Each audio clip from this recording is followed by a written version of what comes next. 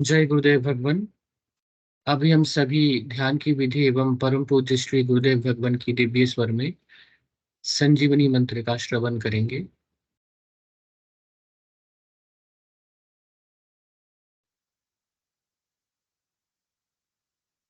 गुरुदेव सियाग सिद्ध योग ध्यान की विधि। आरामदायक स्थिति में बैठ जाएं और कुछ समय के लिए गुरुदेव के चित्र को ध्यान से देखें। अब आंखें बंद कर लें और गुरुदेव श्री रामलाल जी सियाग के चित्र को अपने आज्ञा चक्र पर, जहां बिंदी या तिलक लगाते हैं, देखते हुए गुरुदेव से 15 मिनट की अवधि के लिए ध्यान स्थिर करने की प्रार्थना करें। अब गुरुदेव के चित्र को आज्ञा चक्र पर देखते हुए साथ ही संजीवनी मंत्र का मानसिक जाप बिना होंठ और जीभ हिलाई करते हुए ध्यान करें। इस दौरान यदि आपको कोई यौगिक क्रिया हो तो घबराएं नहीं, ना ही इसे रोकने का प्रयास करें। ध्यान की अवधि पूर्ण होते ही यह क्रियाएं स्वतः बंद हो जाएंगी। इस विधि से सुबह शाम हल्के पेट नियमित रूप से केवल 15 मिनट का ध्यान करें और संजीवनी मंत्र का मानसिक जाप हर समय करें। कुछ विशेष ध्यान रखने योग्य बातें। संजीवनी मंत्र का मानसिक जाप अपने दैनिक कार्य करते हुए अधिक से अधिक करें। संजीवनी मंत्र के साथ किसी और मंत्र का जाप नहीं करना है। इस मंत्र को कभी भी लिखकर या बोलकर किसी को नहीं बताना है। तांत्रिकों से नहीं मिले और ना ही उनके दिए हुए डोरे या ताबीज आदि पहने। यदि पहना हुआ है तो यह साधना शुरू करने से पहले निकालकर फेंक दें। अब शक्तिपात दीक्षा के लिए गुरुदेव की दिव्य वाणी में संजीवनी मंत्र ध्यान से सुनिए और उसके पश्चात 15 मिनट ध्यान करें। आप भी जो है ना, जो मैं मंत्र बताऊंगा उसको बोल कर या इशारे से किसी को नहीं बताओगे। रहता सिंह कहा ना, अब कैसे छूटे नाम रट लगी। किसकी लगी नाम रट? राम की लगी, कृष्ण की लगी, ये रोक लगी हुई थी गुरुओं के। और उसका मानसिक जप करना, समझे? वो मंत्र बता दो, एक बीज मंत्र है वो। अब बरगद का पेड़ का बीज राई के दाने जितना होता है, किलोमीटर में फैलेगा, उसका होता है एक शब्द क्लीन शब्द क्या आधा ला में मिला हुआ, बड़ी एक मात्रा और बिंदी, उसका उच्चारण होगा क्लीन गा की ध्वनि निकलेगी पीछे। आप अंग बोलो, यहां स्ट्रोक लगता है, अंग बोलो। कभी मन ही मन बोल के देखो, अंग बोलो तो यहां स्ट्रोक लगता है। तो इसमें क्लिंग बार बार आया। अब वो लय नहीं बनती क्लिंग एक में, तो हमारे ऋषियों ने इसको जपने का तरीके बताया।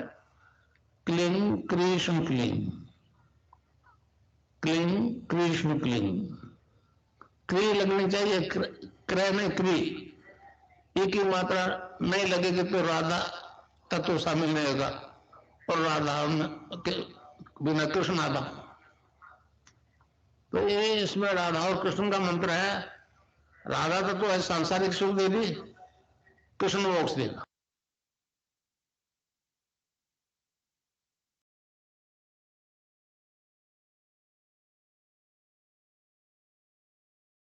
जय गुरुदेव भगवान। विनोद गुरु भाई जी से अनुरोध है, कृपया परम पूज्य श्री गुरुदेव भगवान की दिव्य लेख का पाठ करें। जय गुरुदेव जी। मैं स्क्रीन शेयर कर देता हूं।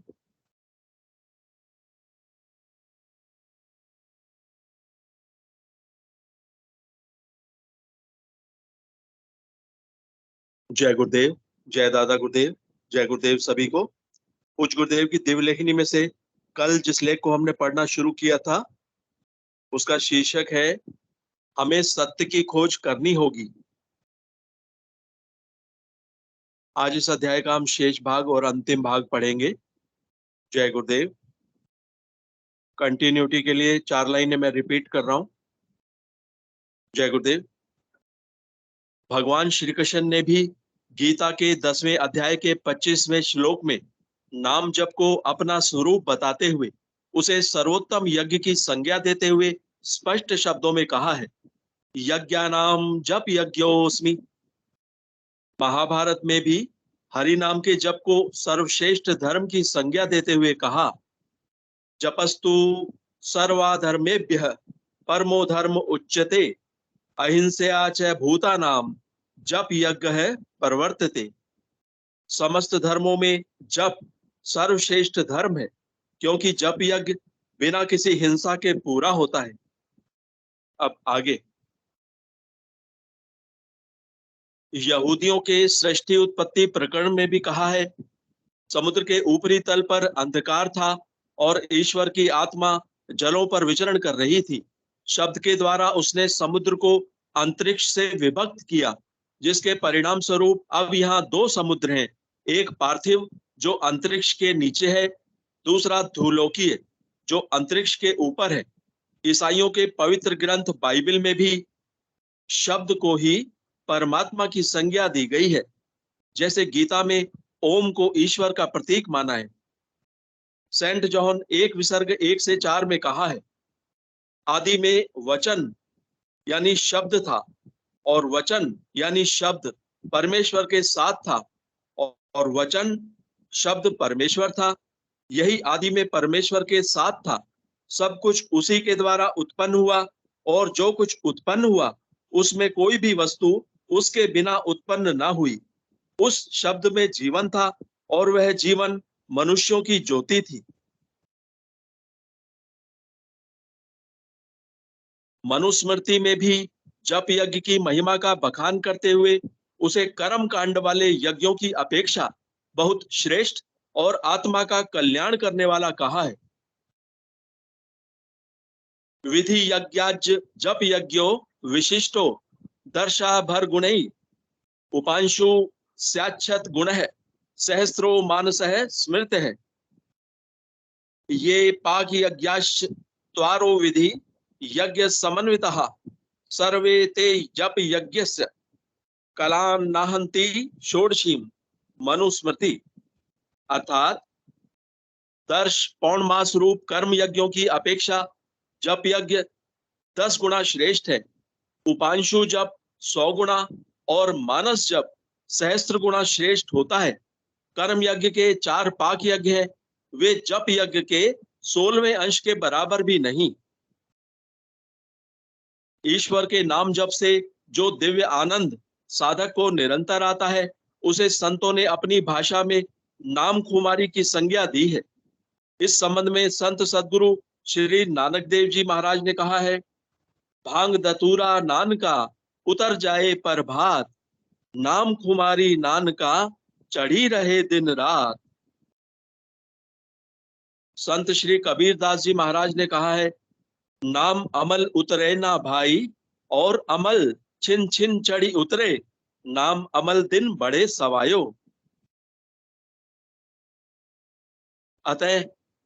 अतः जब तक यह नाम खुमारी संपूर्ण विश्व को आनंदित नहीं कर देती, शांति केवल कल्पना ही रहेगी। गुरु शिष्य परंपरा में शक्तिपात दीक्षा का अत्यधिक महत्व है। शक्तिपात दीक्षा हमारे दर्शन का उच्चतम दिव्य विज्ञान है। यह गुरुओं द्वारा दी जाने वाली गुप्त दीक्षा है, जो आदिकाल से गुरु शिष्य परंपरा में चली आ रही है। गुरु शक्तिपात द्वारा साधक की कुंडलिनी को जागृत कर देते हैं। हमारे शास्त्रों में इसे जगत जननी कहा है। जो ब्रह्मांड में है वही पिंड में है। यह दिव्य ज्ञान मात्र हमारे ऋषियों की ही देन है।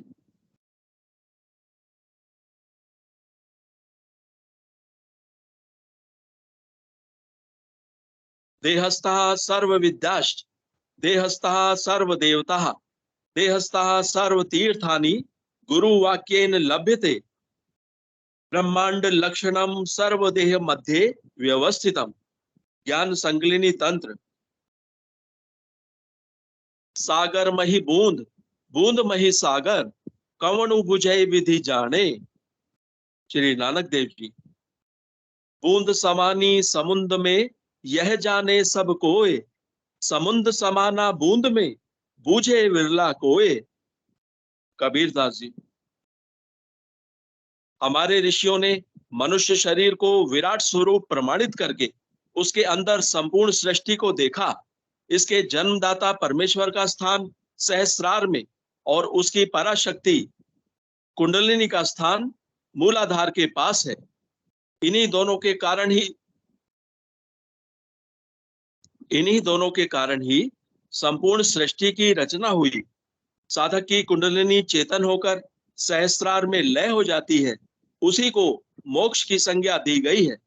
इसी सिद्धांत के अनुसार संत सद्गुरु शक्तिपात दीक्षा से साधक की कुंडलिनी को जागृत करके सहस्रार में पहुंचाते हैं।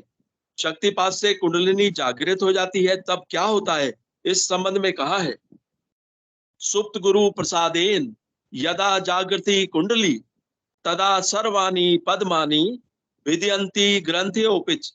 स्वात्माराम हठयोग प्रदीपिका। अर्थात जब गुरु कृपा से सुप्त कुंडलिनी जागृत हो जाती है, तब सभी चक्रों और ग्रंथियों का वेधन होता है। जागृत हुई कुंडलिनी सुषुम्ना नाड़ी में से होकर ऊर्ध्वगमन करने लगती है।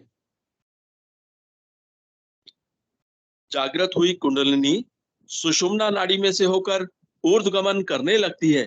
वह 6 चक्रों मूलाधार, स्वादिष्टान, मणिपूरक, अनाहत, विशुद्ध एवं आज्ञा चक्र और तीनों ग्रंथियों ब्रह्म ग्रंथि, विष्णु ग्रंथि एवं रुद्र ग्रंथि का वेधन करती है और अंत में समाधि स्थिति, जो कि समत्व बोध की स्थिति है, प्राप्त करा देती है।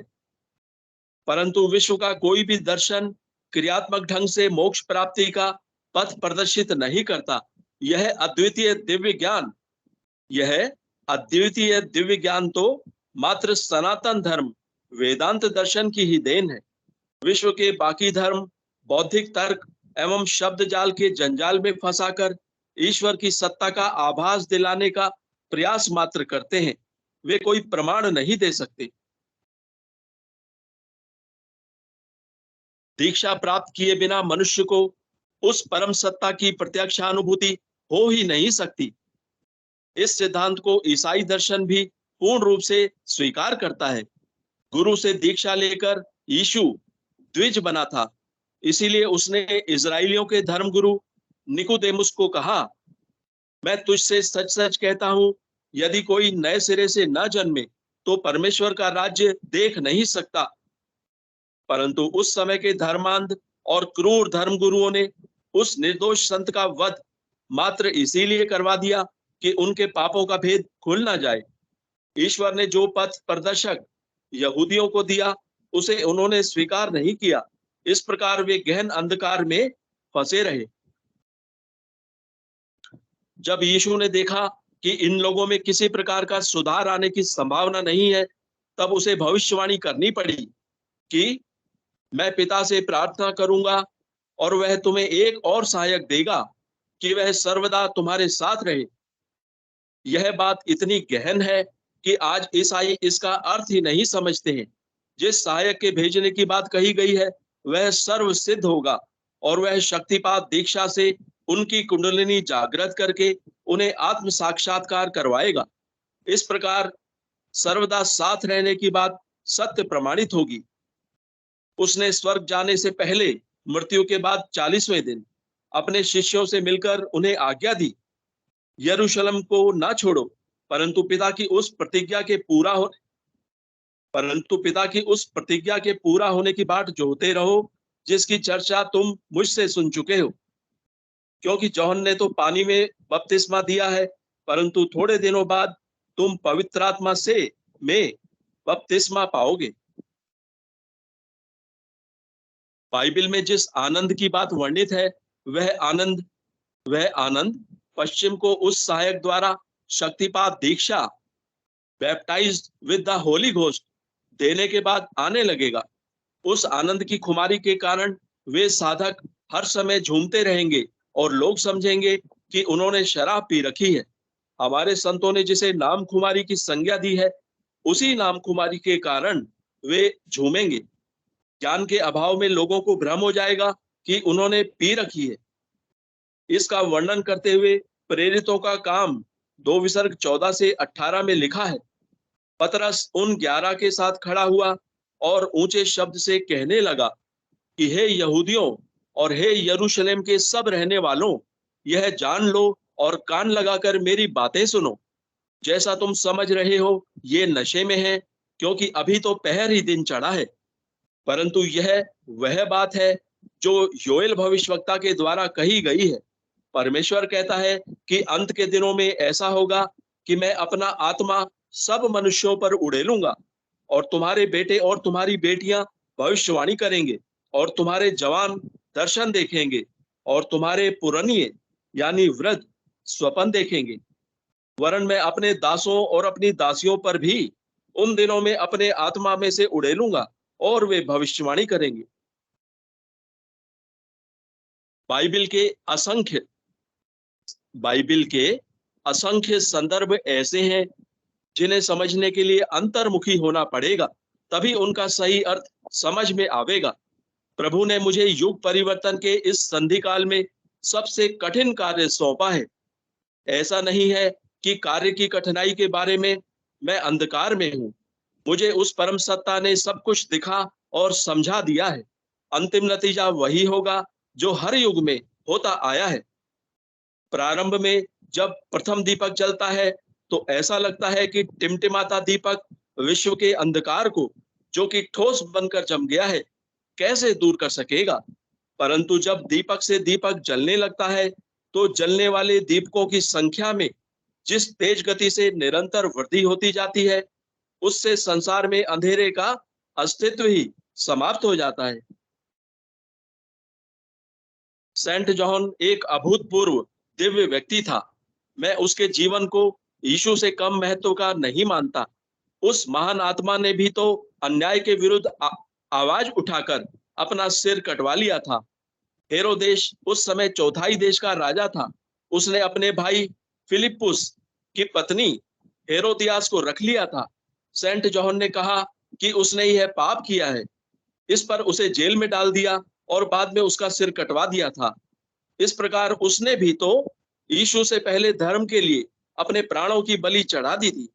उसके प्रकाशित वाक्य में जो कुछ लिखा है उसे आज का ईसाई जगत समझ ही नहीं सकता। बाइबल का यह संपूर्ण आखिरी भाग पूर्ण रूप से प्रत्यक्षानुभूति और साक्षात्कार का विषय है। अतः अंतरात्मा की अभिवृद्धि से ही समझा जा सकता है।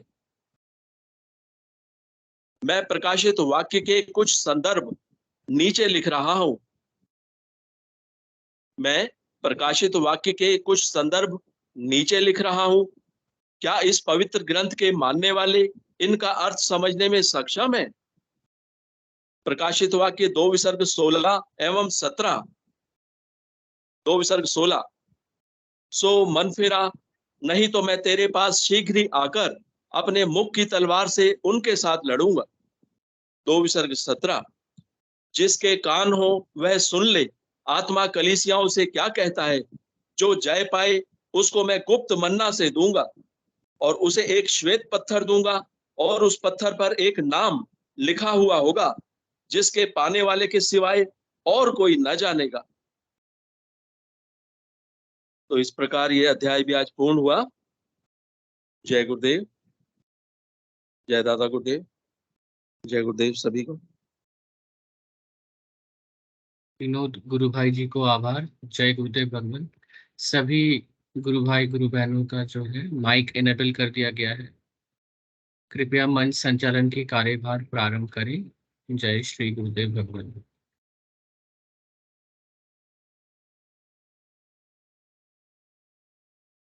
जय गुरुदेव, जय श्री दादा गुरुदेव। सभी गुरु भाई बहनों को जय श्री कल्की। हमारे परम पूज्य समर्थ सतगुरुदेव कल्की भगवान की अनंत कृपा से और उनके मार्गदर्शन से चलने वाले इस ध्यान और गुरु चर्चा कार्यक्रम में आप सभी गुरु भाई बहनों का स्वागत है। ये कार्यक्रम जो है सुबह शाम दोनों वक्त संचालित किया जाता है, जिसमें सुबह 5 बजे से 5:30 बजे तक गुरुदेव की दिव्य वाणी सुनी जाती है और उसके बाद ध्यान किया जाता है तथा शाम को 7 बजे ये कार्यक्रम शुरू होता है, जिसमें गुरुदेव की दिव्य वाणी सुनते हैं। गुरुदेव के जो है गुरुदेव के द्वारा बताई हुई ध्यान विधि से हम सभी गुरु भाई बहन सामूहिक ध्यान करते हैं। उसके बाद गुरुदेव की लिखी हुई दिव्य लेखनी का पाठन होता है तथा फिर हम सब गुरु भाई बहन आपस में गुरुदेव के दर्शन के बारे में और गुरुदेव के सिद्ध योग से होने वाले अनुभवों के बारे में अपने अनुभूतियां साझा करते हैं। तो इसी क्रम में मैं कार्यक्रम को आगे बढ़ाते हुए आप सभी गुरु भाई बहनों से आग्रह करूंगी कि जो भी अपने अनुभव साझा करना चाहे मंच पर, वो अपना हाथ ऊपर करे और अपना अनुभव साझा करे। जय गुरुदेव। जो भी नए जुड़े हुए गुरु भाई बहन हैं, उनका मैं पहले स्वागत करना चाहूंगी। कृपया बताएं गुरुदेव से कब जुड़े और ध्यान कैसा चल रहा है तथा क्या अनुभूतियां रही। अपना हैंड रेज करें और मंच पे आए। आज के गुरुदेव की दिव्य लेखनी के बारे में भी अगर कोई गुरु भाई बहन अपना विचार रखना चाहे या कोई प्रश्न रखना चाहे तो स्वागत है।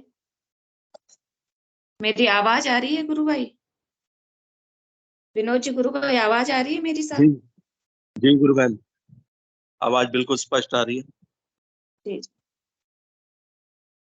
तो कोई भी गुरु भाई बहन अपने विचार रख सकते हैं। नए गुरु भाई बहन आज जो है भजन नाम से कोई गुरु भाई जुड़े हुए हैं, मैं आपका स्वागत करती हूँ। आप कहाँ से जुड़ते हैं गुरु भाई? बताएं और गुरुदेव की आराधना कैसी चल रही है इसके बारे में हम सबको बताएं।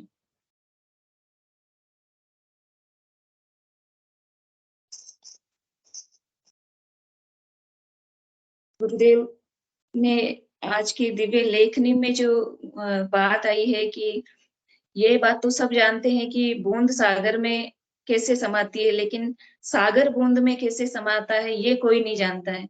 तो ये चीज अगर कोई भी गुरु भाई बहन अपने अनुभव के आधार पर एक्सप्लेन करना चाहे या बताना चाहे तो उनका भी मैं स्वागत करूंगी। कोई भी गुरु भाई बहन इस पर अपने विचार रखना चाहे तो।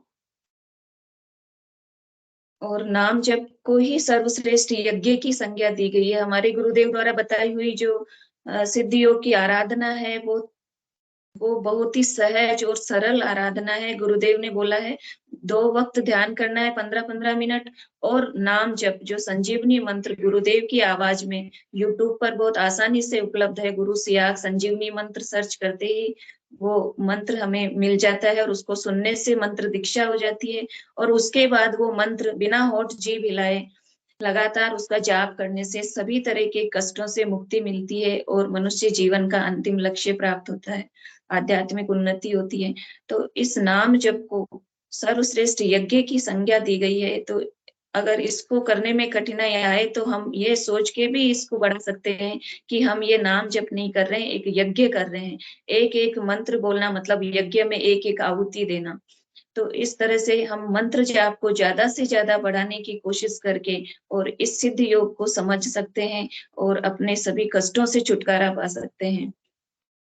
ये आराधना पूरी तरह से अंतर्मुखी है। अंतर्मुखी क्योंकि गुरुदेव ने बोला है कि जो है मनुष्य का पूर्ण रूप ही ईश्वर है। ईश्वर कोई बाहर नहीं है, हमारे अंदर से ही हमें जो है उनके साक्षात्कार होंगे। हमारा आत्म साक्षात्कार ही ईश्वर प्राप्ति है। तो इस तरह से अंतर्मुखी करने की आराधना है ये। हमें जो मंत्र है वो भी बिना होठ जीभ हिलाए मानसिक जाप करना होता है। इस प्रकार इस कलयुग में बहुत ही सहज और सरल आराधना गुरुदेव ने हमें दी है। जी प्रवीण जी, गुरु भाई स्वागत है आपका।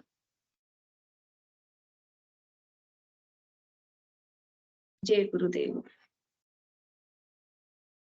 जय गुरुदेव। अनुबहन सभी गुरु भाई बहनों को बहुत बहुत जय गुरुदेव, जय दादा गुरुदेव। और गुरुदेव की दिव्य लेखनी रोज वैसे तो डेली विनोद भाई पढ़ के सुनाते हैं और एक बहुत बड़ा हमें एक मैसेज भी मिलता है उनके, और उस पे मैं मानता हूँ कि चर्चा जरूर होनी चाहिए, क्योंकि वो हमारे ज्ञान का, आध्यात्मिक ज्ञान को का वर्धन करता है, बढ़ाता है। आज आपने तो भी बात कही कि गुरुदेव की दिव्य लेखनी में पढ़ा, सुना, बूंद सागर में समाये, ये तो एक नॉर्मल सी बात है, सब लोग जानते हैं। लेकिन सागर बूंद में समाये तो बहुत गूढ़ रहस्य, और इस रहस्य को सिर्फ सदगुरुदेव की अनुकंपा से ही समझा जा सकता, संभव नहीं है। समर्थ सदगुरु ही, यानी जो इस रहस्य को पार कर चुके हैं, जो गुरु, वही इसको समझा सकते। आप बहुत सारे जुड़ने वाले साधक, गुरु भाई, गुरु बहन, टीचर हैं, आप भी जानते हैं कि जो गुरु के पास है वो उतना ही दे सकते, उससे ज्यादा वो अपने शिष्यों को नहीं दे सकते। और ये हमारा बहुत सौभाग्य है कि परमपिता परमेश्वर स्वयं गुरु रूप में आए और हमें उनकी श्री चरणों में शरण मिली। ये बहुत बड़ा, कई हजारों जन्मों के पुण्य कर्मों का परिणाम। तो एक साधक इस आध्यात्मिक यात्रा में समर्थ सदगुरुदेव की कृपा से, और कोई भी मंत्र तंत्र यंत्र उसके बुद्धि, उसके अपने प्रयास, वो कुछ काम कार्य नहीं करता इस साधना। इसमें जो भी कुछ होता है, बस सदगुरुदेव की, समर्थ सदगुरुदेव की अनुकंपा, उनकी करुणा, उनकी कृपा दृष्टि काम करता है। शिष्य की जो शक्ति होती है वो उसके गुरु होते हैं। और एक इस आध्यात्मिक यात्रा में शिष्य एक ऐसी अवस्था में पहुंच जाता है कि वो अपने आप को पूर्णतः समर्पित कर देता है गुरुदेव भगवान के चरणों, पूर्णतः समर्पित हो जाता है। तो उसका अपना कोई अस्तित्व, कोई अपने विचार, कोई उसकी दिशा निर्देश, कोई भी, वो स्वयं का उसमें कुछ भी नहीं रहता। वो जो भी कुछ उसके साथ घटित होता है, जैसे उसकी जीवनचर्या चलती है, वो पूर्णतः गुरुदेव भगवान के आदेशानुसार उसे इस चीज का, इस बात का एहसास हो जाता। तो मैं मानता हूं कि ये सागर का बूंद में समाना हो गया कि गुरुदेव भगवान को अपने अंदर समाहित कर लिया, या गुरुदेव भगवान तो अंश है, परमपिता परमेश्वर, हम उनके अंश हैं। हमारे अंदर जीवात्मा में उस परमपिता परमेश्वर का ही तो अंश है ना। तो यानी हमें अपना फिर अस्तित्व अलग से महसूस नहीं होता, हर तरफ वो सागर ही सागर दिखाई देता है। ऐसा सागर, विशाल विस्तृत सागर, समर्पण के उस अवस्था में आता है। उसमें कोई भी अपने अपने बुद्धि ना लगाए। मैं तो मेरे अपने विचार बता रहा हूँ, जो मैं अनुभव करता हूँ कि ऐसा कई बार मुझे लगता है कि मेरा कोई अस्तित्व नहीं है, मेरे को अब मैं खुद भी नजर नहीं आता कई बार, तो कि मुझे सिर्फ मेरे गुरुदेव भगवान ही मुझे सामने दिखते हैं, वही मेरे चारों ओर दिखते हैं। मेरा तो उसमें कहीं भी, कहीं मुझे मेरी बॉडी भी नजर नहीं आती, ना कोई थॉट आता, ना मुझे ये विचार आता कि उनके अलावा मैं कुछ हूँ, मेरा कोई अस्तित्व है। तो ये साधक गुरुदेव भगवान की अनुकंपा से उस अवस्था तक पहुंच जाता है, समर्पण। यानी हम हर चीज को, हर अच्छी जो कुछ भी हो रहा है हमारे जीवन में, वो प्रभु के आदेश है, प्रभु की इच्छा है, वो उसके हम यंत्र बन जाते हैं, और उसके आदेश से चलित होते हैं। हम स्वचलित नहीं होते, उसके आदेश से चलायमान होते। तो उस अवस्था में जो बूंद में सागर समा जाता। जी गुरु बहन, मुझे जितना समझ में आया वो मैंने बताया। जय गुरुदेव, जय गुरुदेव। जी गुरु भाई, जय गुरुदेव। बहुत बहुत अच्छा। और जो मतलब आपके जीवन का अनुभव, हमें भी पता है कि हम सिर्फ अपने अनुभव से इस चीज को ज्यादा अच्छे से पता कर सकते हैं, बाकी बुद्धि से समझने वाली चीज नहीं है ये। ठीक है, तो अपने आप को मिटा देना, अपने आप को, अपने आप को पूर्णतः गुरुदेव के श्री चरणों में समर्पण। और वो समर्पण भी गुरुदेव भगवान की कृपा से ही होता है। उसमें भी हमारा कोई प्रयास काम नहीं। हमारे भटकने के तो हजार बहाने हैं, पूरे दिन में हजार बहाने मिल जाते हैं हमें भटकाओगे, लेकिन कौन पकड़े रखता है? उस हमारी नैया को कौन पार लगाता है? गुरुदेव, सदगुरु, समर्थ सदगुरु। तो किसी का समर्पण, किसी को ये लगता है गुरु भाई बहन को समर्पण नहीं हो पा रहा, उसे भी गुरुदेव भगवान की इच्छा माने और अपनी इस यात्रा को कंटिन्यू रखिए, आध्यात्मिक यात्रा। जो गुरु ने शिष्य को बता दिया, उसके अलावा उसके पास कोई विचार नहीं होना। रामायण में एक मैं देख लेता हूँ कई बार, तो जो उत्तर रामायण है, लव कुश जिसमें आते हैं, तो वो पराजित कर देते हैं अश्वमेध का घोड़ा पकड़ के शत्रुघ्न, भरत, लक्ष्मण को, सुग्रीव, हनुमान जी को। तो उनमें एक प्रश्न चलता है कि जैसे वो एक बच्चा उनमें से कहता है कि हमारे गुरु ने कहा कि तुम्हें पृथ्वी पर कोई भी पराजित नहीं कर सकता। दोनों में से दोनों भाई बात करते हैं कि कोई भी पराजित नहीं कर सकता, यानी ये उन्हें दृढ़ विश्वास है कि जो उनके गुरु ने बोल दिया तो वो शाश्वत सत्य है। वो बिल्कुल उसका उन्हें कोई प्रमाण नहीं चाहिए उसका, वो गुरु की शक्ति काम करती है। और जो शिष्य की शक्ति होती है ना, वो बताते हैं भगवान की शक्ति से भी ज्यादा बलवान होती है। वो भगवान को भी वश में कर लेती है शिष्य की शक्ति, शिष्य के भाव, शिष्य का प्रेम। भगवान को और क्या चाहिए, वो तो सबके मालिक है, उनको हम क्या दे सकते? हम उनको हमारा समर्पण, हमारे भाव, हमारे प्रेम, हम उनको ये अर्पित कर सकते हैं, और वो भी उन्हीं की कृपा से, उन्हीं की अनुकंपा। तो इसलिए शिष्य को तो भगवान से भी ज्यादा शक्तिशाली बताया गया। भक्ति की शक्ति जो है वो बहुत बलवान है, वो भगवान को भी अपने वश में रखती है। जी, जय गुरुदेव अनुभव। जी गुरु भाई, जय गुरुदेव। बहुत सुंदर गुरु भाई, बहुत अच्छे विचार रखे आपने। इस पर और भी कोई गुरु भाई बहन अपने विचार रखना चाहे तो मैं स्वागत करूंगी। बिल्कुल, गुरु भाई ने बोला है अगर शिष्य में गुरुदेव के प्रति, अपने गुरु के प्रति प्रेम है, समर्पण है, विश्वास है, तो ऑटोमेटिक वो गुरु की शक्ति जो है उसमें काम करती है। और बोला भी गया है कि भक्त के वश में होते हैं भगवान। तो वो भक्त बनना ही जो है वो बहुत बड़ी बात है कि हम उनके, और वो उन्हीं की कृपा से, सिर्फ और सिर्फ गुरुदेव की कृपा से ही संभव है कि हम वहां तक पहुंच पाए। जी गुरु भाई, मनोज जी, गुरु भाई स्वागत है आपका।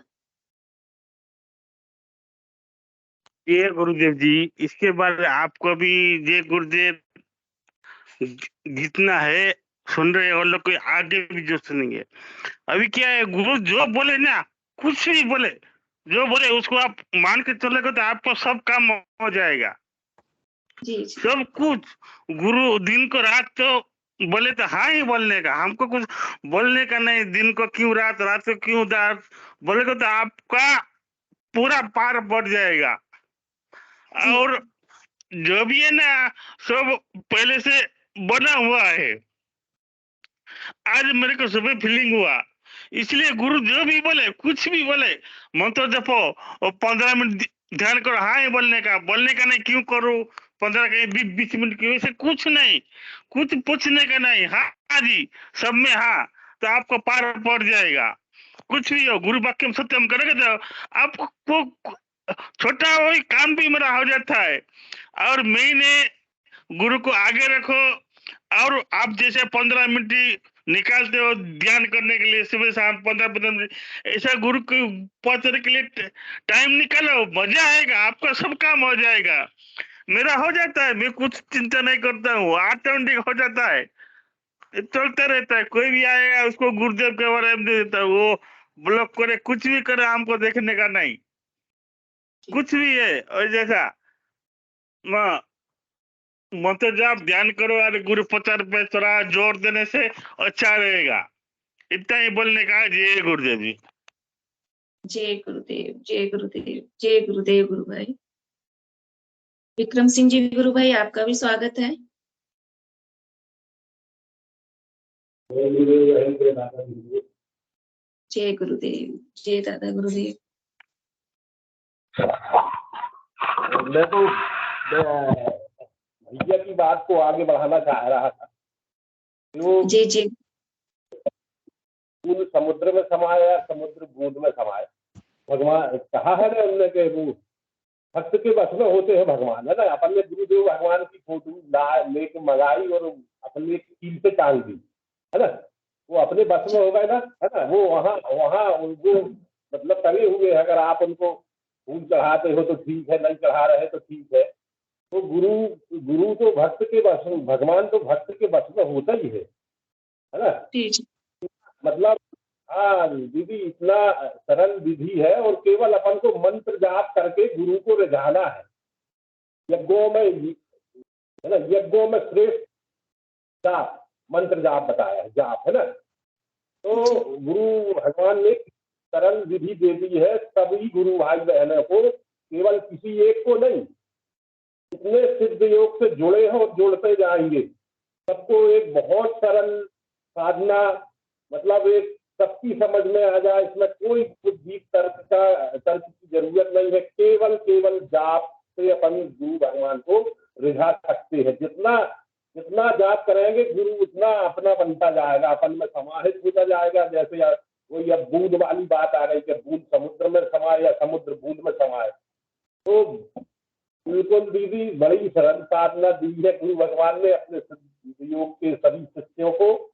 तो जुड़े हैं, जो नए जुड़ते जाएंगे, बस भक्त के बस में है भगवान। मतलब कुछ इसका तो बड़ा अपरंपार, मतलब इतनी सरल विधि, उसी पूजा से सब जितनी संसार में पूजाएं हैं सबसे सरल, जिसके सब पढ़े लिखे को भी समझ में आ जाए, अनपढ़ गंवार है उसको भी समझ में आ जाए। मंत्र अगर नहीं लेते बन रहा, वो जय गुरुदेव भर बोले तो गुरु दादा उसके ऊपर दया कर देते हैं, कृपा कर देते हैं। केवल वो बस हृदय का साफ सुथरा होना चाहिए। जैसे भगवान बोलते हैं तुमने हमको टांग दिया कील में, वैसे हम तो टंगा ही है, लेकिन वो समर्पण अपना केवल मंत्र जाप करने का है। वो तो कहते हैं ना गुरु भगवान के, मैं अपने गुरु के पास गया था तो मैंने एक अगरबत्ती की ठीक तक नहीं लगाई। जी जी। तो वो समर्पण, लेकिन समर्पण हुआ था। गुरु भगवान पहले गए थे जब गंगईनाथ के पास, ऐसा आया है सुनने में, तो वो प्रणाम तक नहीं किया था अपने गुरु ने, लेकिन जो उनकी आंख देख ली, वो आंख देख ली थी जैसे गुरु नानक भगवान की आंख थी। वो आंख दादा की जब वहां से वापस आए तो बार बार उसकी आकृति बन रही थी। कुछ तो है यार, कुछ तो है। फिर दादा ने संदेशा भेजा दोबारा जब गए, जब समर्पण हुआ, जब सब दिया तो समर्पण तो हो गया था गुरु भगवान का। वो तो भगवान है, उनकी माया वो जाना है। अपन तो सुनी सुनाई बात बताते हैं, कितना सच है क्या है, लेकिन वो भक्त के वश में हुए भगवान पक्का। रामलाल जी सयाल तो हर सिद्ध योग के भक्त के वश में है। केवल उसका दीदी नाम मंत्र जाप करता रहे, वो समर्पण भी हो जाएगा, वो सब कुछ हो जाएगा उसका। बिल्कुल गुरु भाई। दिन भर दैनिक कार्य करते हुए कभी भी थोड़ा ध्यान हट भी जाता है, फिर आ जाता है, गलती बना लेते हैं गुरुदेव कहाँ उलझ गए हम, कृपा करो हमारे ऊपर दादा। हर चीज में तो ऐसा ही अपने को गलती बना लेता हूँ, कुछ देर भूल जाता हूँ। मैं भी कामी क्रोधी लोभी कलियुगी पुत्र तो हूँ, भूल जाता हूँ तो मैं दादा से क्षमा मांगती हूँ, दादा क्षमा कर देना प्रभु, कहाँ उलझा दिया मेरे मालिक। तो आ जाता है, सबके लिए है दीदी, और ये कोई खास एक के लिए नहीं है। सिद्धियोग में जो आए हैं बड़े भाग्य है जो सिद्धियोग से जुड़े हैं दीदी। बिल्कुल गुरु भाई। अपन अपने में गर्व करते हैं कि हम बड़े भाग्यशाली हैं जो हम सिद्धियोग, ऐसा मिशन हमारे समर्थ सदगुरु श्री रामलाल जी श्याम का, उससे हम जुड़े हैं। साक्षात कृष्ण भगवान एक स्वरूप में आके और सबको बता गए बिल्कुल ऐसा नहीं ऐसा करो। केवल चलते फिरते खाते पीते उठते बैठते नहाते धोते हर समय मंत्र का जाप करो, जाप करो, जाप करो। बस गुरु भाई मंत्र की चाबी है। मंत्र जाप से ही इस आराधना में हम जो है वो सब चीजें समझ पाएंगे जो गुरुदेव ने अपनी लेखनी में बताई है हमें।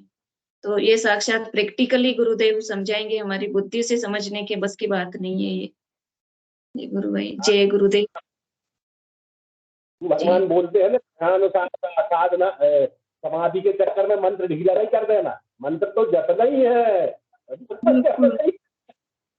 जी गुरु भाई। जय गुरुदेव गुरु भाई। सावित्री भाई गुरु बहन ने भी हैंड रेज किया है, स्वागत है गुरु बहन आपका। जय गुरुदेव। जय गुरुदेव। जय दादा गुरुदेव। जय श्री दादा। आप अपना कैमरा भी ऑन करिए गुरु बहन, पॉसिबल है तो, संभव है तो। नहीं प्रॉब्लम तो नहीं है, पर मैं तबीयत खराब हो रही थी, बहुत दिनों से खराब थी ना, तो मैं थोड़ी सी ऐसे ही लेटी रहती हूँ। ठीक होगी वैसे तो, पर ऐसा ही लगता है। जी जी, आप बोलिए गुरु।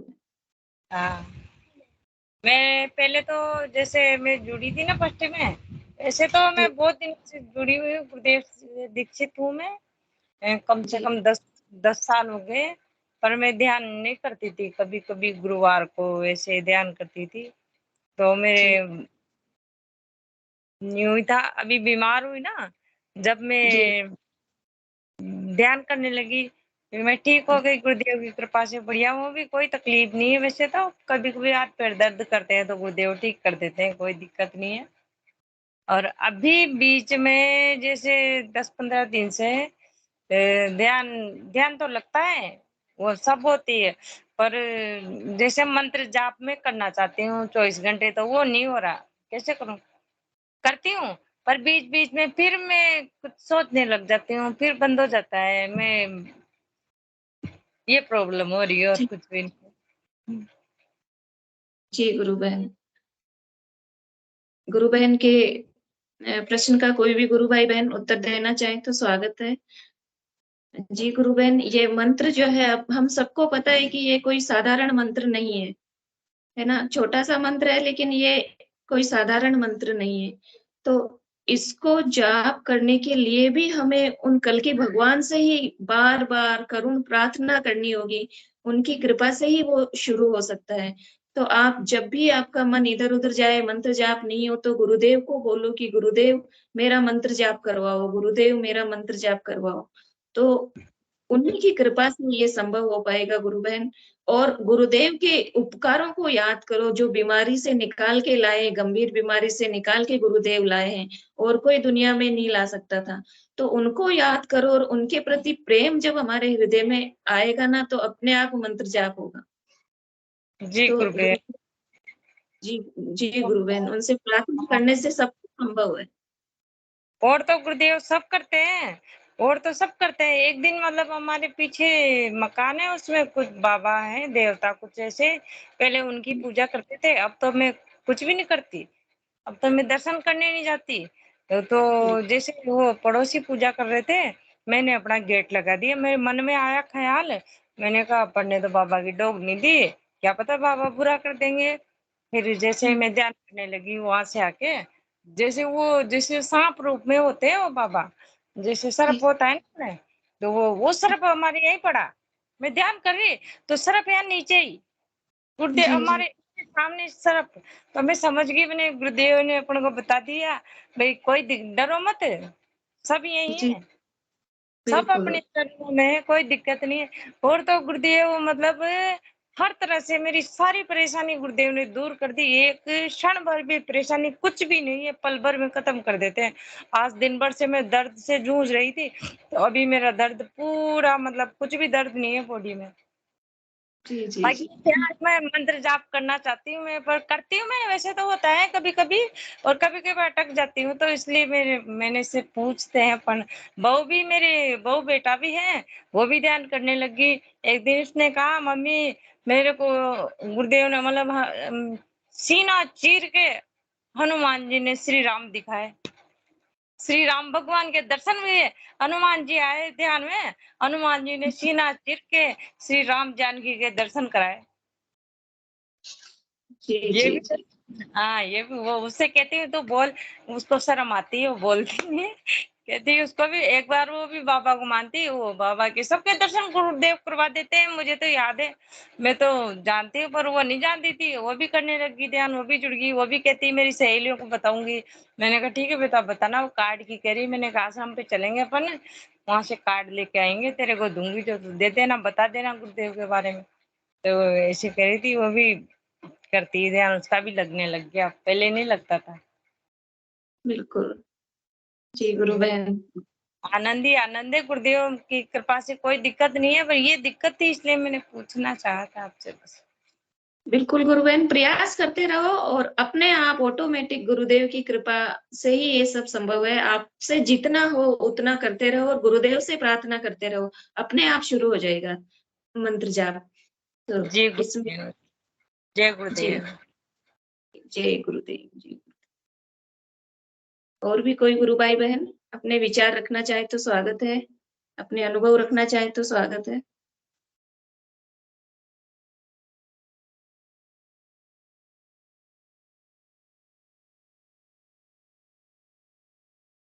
सेशन का समय भी हो गया है। मैं हिंगू जी गुरु भाई से निवेदन करूंगी कि मंच पर आए और सेशन को गुरुदेव के श्री चरणों में समर्पित करें।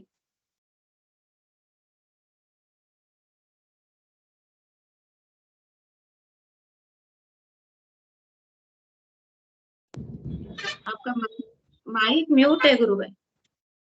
Yes sir. जय गुरुदेव सभी को। गुरुदेव की दिव्य चेतना सभी में सिद्ध हो, जगत व्यापी हो और जगत के कल्याण के लिए हो। जय गुरुदेव सभी को, बहुत बहुत जय गुरुदेव।